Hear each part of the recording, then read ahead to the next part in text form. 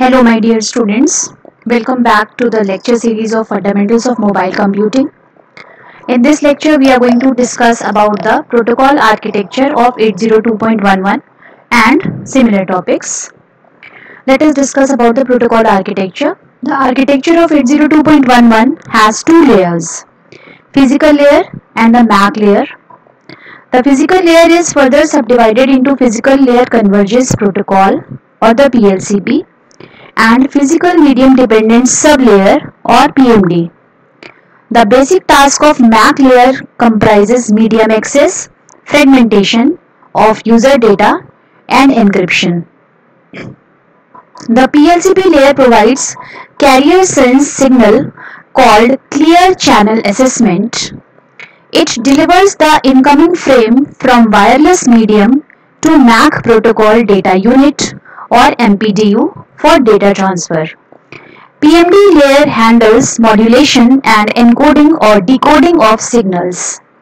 It provides the actual transmission and reception of physical layer entity between MS through wireless medium.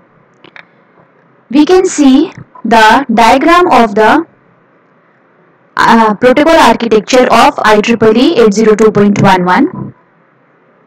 What does it contain? It contains the physical layer. The IEEE 802.11 supports three different physical layers. One layer based on infrared and two layers based on radio transmission. All PHY or physical variants include the provision of clear channel assessment signal or CCA. This is needed for the MAC mechanisms controlling medium access and indicate if the medium is currently idle. The PHY layer offers a service access point or SAP with 1 or 2 megabits per transfer rate to the MAC layer. Frequency hopping spectrum. The FHSS or frequency hopping spread spectrum is a spread spectrum technique which allows for the coexistence of multiple networks in the same area by separating different networks using different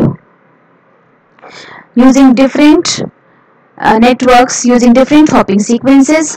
The figure here shows a frame of physical layer used with FHSS. The frame consists of two basic parts. The PLCP part, this is the preamble and the header, and the payload part.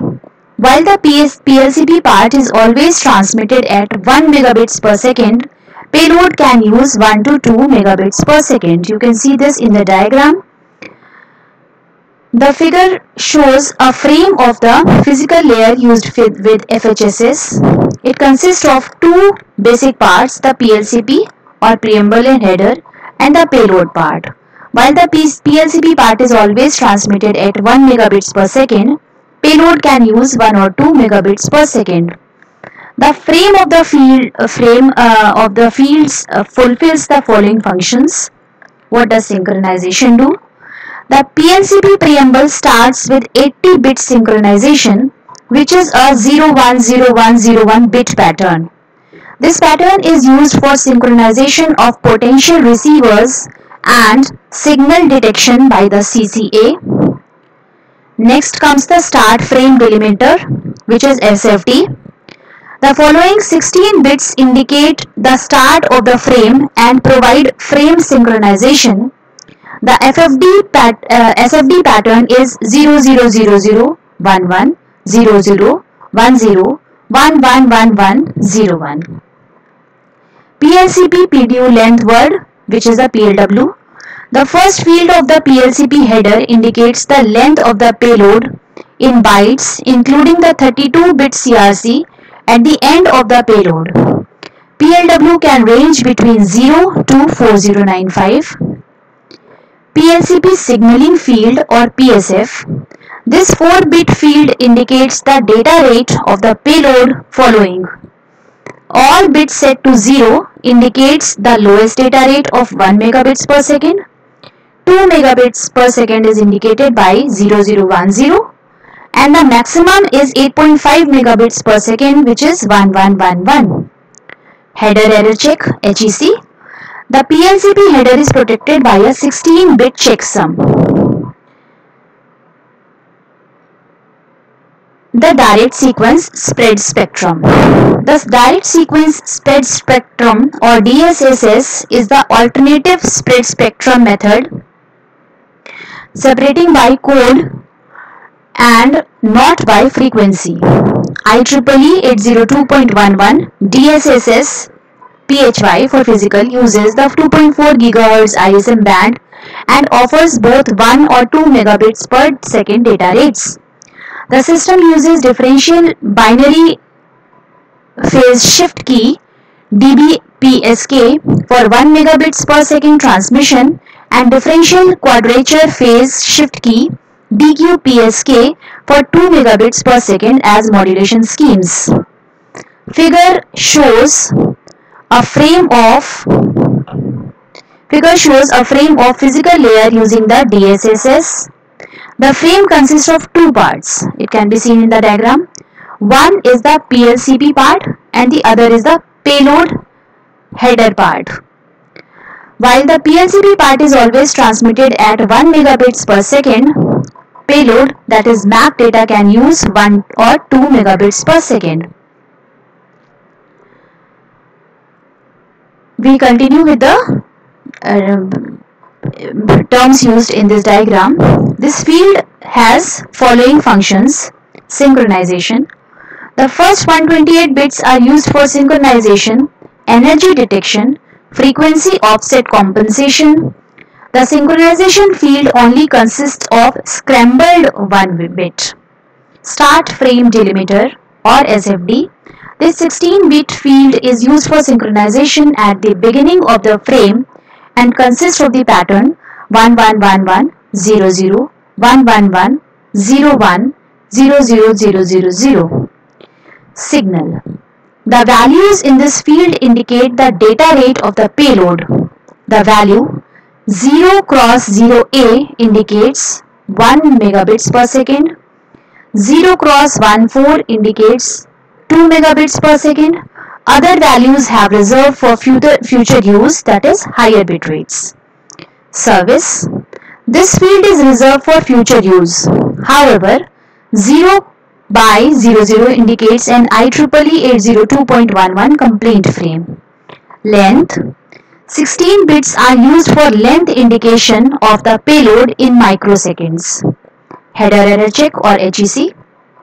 Signal service and length fields are protected by this checksum using the RTU-T CRC16 standard polynomials.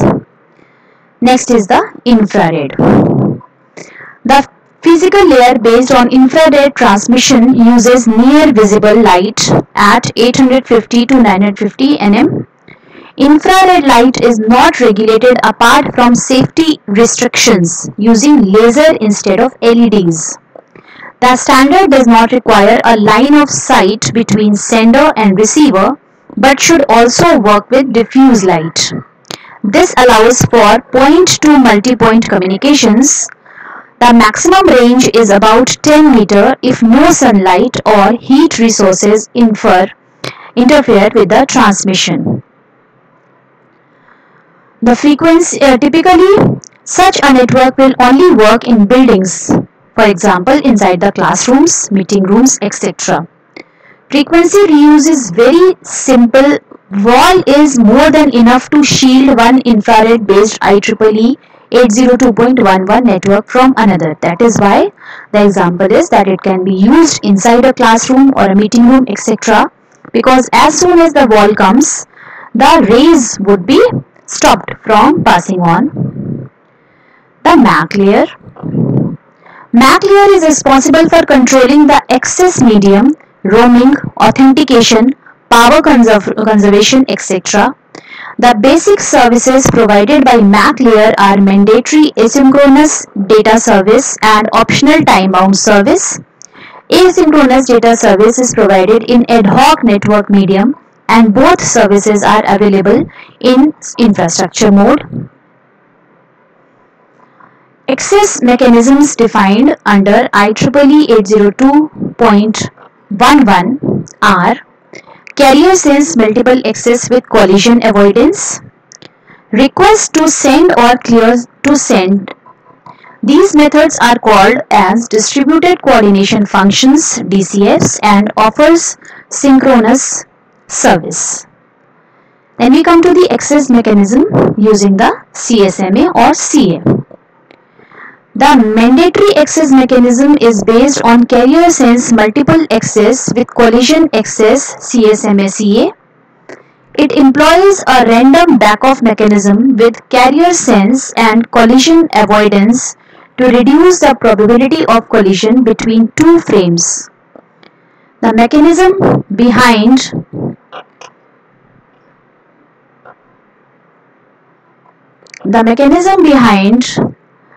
the CSMA-CA is when a wireless station wants to communicate, it first listens to its media to check if it can sense radio wave from any other station.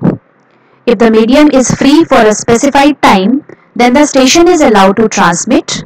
This time interval is called distributed interframe space or DIFS.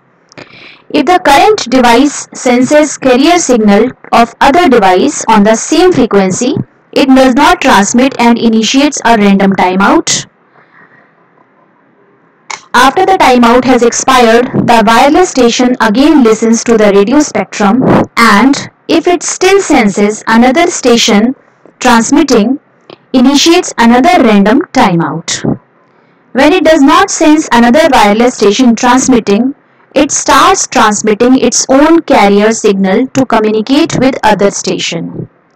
The receiving station checks the CRC of the received packet and sends an acknowledgement. The receipt of the acknowledgement indicates to the transmitter that no collision occurred.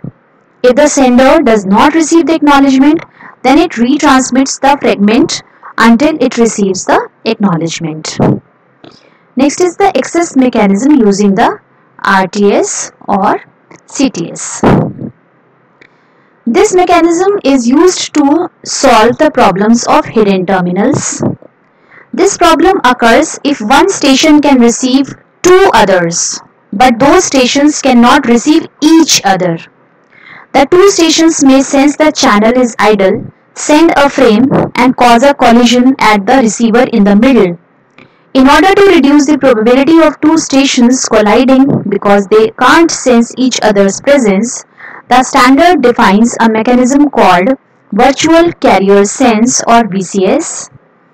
The procedure during this is: a station wants to transmit a packet, first transmits a short control packet called RTS, which is the request to send, which includes source, destination and duration of transaction.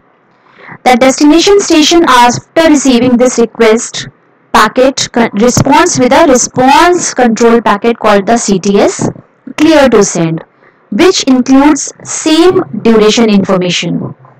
All stations receiving either RTS or CTS set their virtual carrier sense indicator called network allocation vector NAV for the given duration and uses this information together with physical carrier sense when sensing the medium. This mechanism reduces the probability of a collision on the receiver side by a station. The transmitter station, when receives the CTS after sending a RTS, it reserves the medium busy until the end of the transaction. The MAC frames. In the diagram, we have the basic structure of the IEEE 802.11 MAC frame, what it contains. Frame control. It is of 2 bytes and contains several subfields. First is protocol version. It is of 2-bit and indicates current protocol version. Type. This field determines function of a frame. For example, management indicated by 00, control by 01, data by 10. Subtype. If the above frame type is again subdivided into various types, example, RTS is a control frame with subtype 1011, to DS or from DS. This frame can be transmitted between MS and AP. This field contains the address of source and destination distributed system. Mode fragment. This field is set to 1 if frames are of type data and management. Retry. If current frame is a retransmission of an earlier frame, then this bit is set to 1. Power management. This field indicates the power of a station after successful transmission of a frame. If one station is in power, same mode will be on. More data. This field is used to indicate a receiver that a sender has more data to send. It has not completed, it will send more data. Wired equivalent, which is wired equivalent privacy, WEP. This field indicates the standard security mechanism of 802.11. Order. If this bit is set to 1, then the received frame must be processed in strict order. Duration, ID. This indicates the period of time in which the medium is occupied for frame transfer. Address, 1 to 4. The 4 addresses field contains IEEE 802.MAC address. Sequence control. A sequence number is maintained to filter duplicate frames. Data. MAC frame may contain arbitrary data which is transferred from sender to receiver. Checksum, CRC. 32-bit checksum is used to protect the frames. This was about the MAC packet structure. Types of MAC frames. The MAC frames are of various types. First is control frame. Control frame assists in a reliable delivery of data frames. There are 6 types of control frames. You can see the list. Power to save, power save pole, PS pole. This frame is sent by any station to the station that includes the access point. Its purpose is to request that the AP transmits a frame that has been buffered for this station while the station was in power saving mode. We have seen that the power saving mode has been provided in the WLANs, which can be sleep mode as well when the power is not being utilized. In that case, the station has to maintain a buffer because the system is currently not on. Request to send, RTS. This is the first frame in the 4-way frame exchange. The station sending this message is alerting a potential destination and all other stations within reception range that it intends to send a data frame to the destination. Clear to send or CTS. This is the second frame in the 4-way exchange. It is sent by the destination station to the source station to grant permission to send a data frame. Acknowledgement. It provides an acknowledgement from the destination to the source that the immediately proceeding data management or PS pole frame was received correctly. Contention free or CF end announces the end of the contention free period that is a part of the point coordination function. CF end plus CF ec. This is for CF acknowledgement. It acknowledges the CF end. It means that the frame ends the contention free period and releases stations from the restrictions associated with that period. Next is the data frame. There are 8 data frame subtypes organized into 2 groups. The first 4 subtypes define frames that carry upper level data from the source station to the destination station. The 4 data carrying frames may be listed as data. This is the simplest data frame. It may be used in both a contention period and a contention free period. Data plus CF acknowledgement may only be sent during a contention free period. In addition to carrying data, this frame also carries the acknowledgement of previously received data. DF data plus CF pole. It is used by a point coordinator to deliver data to a mobile station and also to request that data mobile station send a data frame that it may have buffered. Data plus CF acknowledgement plus CF pole. It combines the functions of data plus CF acknowledgement and data plus CF pole into a single frame. Next we come to the MAC management. How is MAC managed? Synchronization. Functions to support finding a wireless LAN synchronization of internal clock. Power management. Function to control transmitter activity for power conservation without missing a frame. The basic idea of power management is to switch off transceiver whenever it is not needed. The idea of power saving includes two states for a station, sleep and awake, and buffering of data in senders. If a sender intends to communicate with a power saving station, it has to buffer data if the station is asleep. The sleeping station has to wake up periodically and stay awake for a certain time. During this time, all senders can announce the destination of their buffered data frames. If a station detects that it is a destination of a buffered packet, it has to stay awake until transmission takes place. Roaming. Moving between access points is called roaming. The steps for roaming between access points are: a station decides that the current link quantity to its access point AP1 is too poor. If the quality is poor, then what will happen? The station will restart scanning for another access point. Step number 2 would be: scanning involves the active search for another BSS and can be used for setting up a new BSS.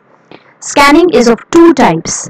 Passive scanning means listening into the medium to find other networks. Active scanning comprises sending a probe on each channel and waiting for a response. Probe response contains the necessary information to join the new BSS. Next point comes: the station then selects best access point for roaming based on signal strength and sends an association request to the selected access point, that is AP2. The new association point or AP2 answers with an association response. If the response is successful, the station has roamed to a new access point. The access point assessing an association request indicates the new station in its BSS to the distribution system. The DS then updates its database, which contains the current location of the wireless station. So this was all about 802.11. We have two lectures in 802.11, lecture number 9, which was about the initial architecture, and this one about the details about the architecture and how the signaling or the receiving and transmitting is managed with the 802.11 standard. We have next more to come. So thank you everyone for listening patiently, and we'll meet in the next lecture.